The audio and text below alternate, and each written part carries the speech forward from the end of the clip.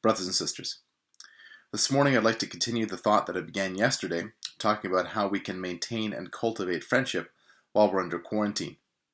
Now, of course, we're missing a great deal by not being able to gather together, especially on Sunday mornings.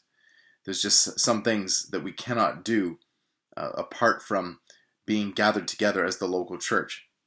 And chief among those is obviously the Lord's Supper, and I'll spend one of these times with you talking about that and why we can't do that while we're apart.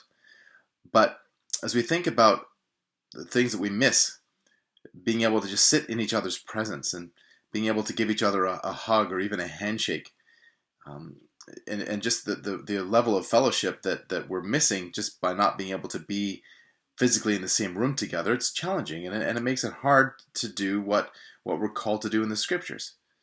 It certainly makes the one another commands more difficult. It's harder to love one another when we're not with one another. It's harder to serve one another when we're not with one another. It's harder to admonish one another and to show hospitality to one another. And all these 30 plus one another's that the New Testament gives, again, they're harder while we're not with each other. Well, they're harder, but they're not impossible. We're very thankful again for this technology that affords us the opportunity to be able to be face to face. 100 years ago, when the Spanish flu hit, they didn't have that option. And so we're thankful for this technology. But as we think back to the Apostle Paul and think back to his ministry, think about the fact that most of the letters that he wrote while he was in prison. Most of the letters that we have that the pastoral epistles and the epistles to the churches, most of them were written from prison. And so the Apostle Paul was able to cultivate and maintain friendship, even at a distance, by simply letter writing. And there's certainly something special about receiving a letter in person, especially obviously from the hands of an apostle. But we have the opportunity to be able to do these things. And as I said yesterday, many of us are seeking ways to do this and being creative in ways to do this. But I don't want us to be discouraged by the fact that, or so discouraged by the fact that we're not able to be together, that we feel we're powerless to do anything.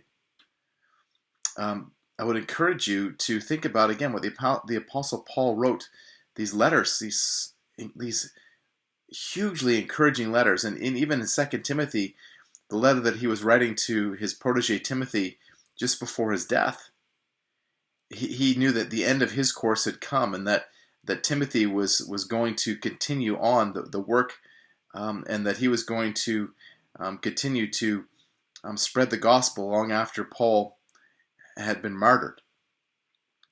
And Paul used this opportunity at the end of his ministry to seek to continue to encourage Timothy and to spur him on with a physical letter.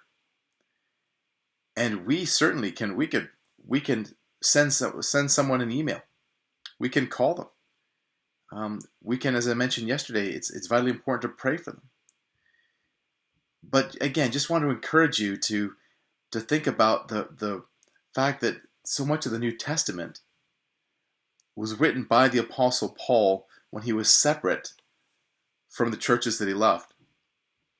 And you and I are separate from each other. We're separate from our loved ones because of this quarantine. But we still have many opportunities to seek to do the one another's that God has commanded us to do in Scripture.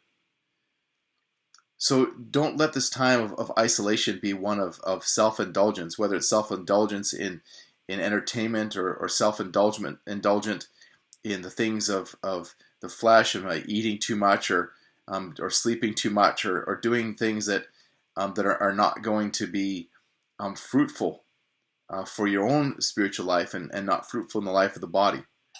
Lord willing, one day this will end, and we will come back together as a local church body. And my earnest prayer is that we will come back with the bonds of friendship maintained and even strengthened because of what we've gone through and because of the extra efforts that we've made in seeking to love and encourage one another as we're commanded to do in the Holy Scriptures.